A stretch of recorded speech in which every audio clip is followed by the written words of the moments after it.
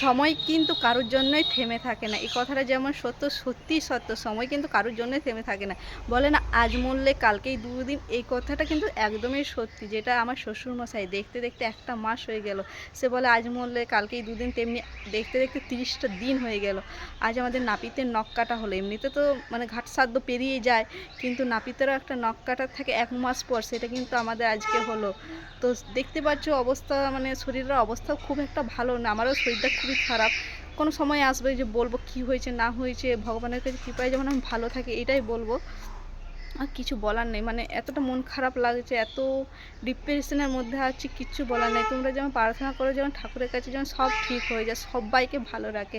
মা তারা, মা কালী, সকল দেবদেবী যেমন সবাইকে সত্যি ভালো রাখে। কাউকে কিচ্ছু কোনো অভিযোগ নেই। কেন এমনি হচ্ছে, কেন না হচ্ছে, কিচ্ছু বলার নেই। মানে সময় খারাপ যাচ্ছে। সত্যি সময়টা আমার খুবই খারাপ যাচ্ছে।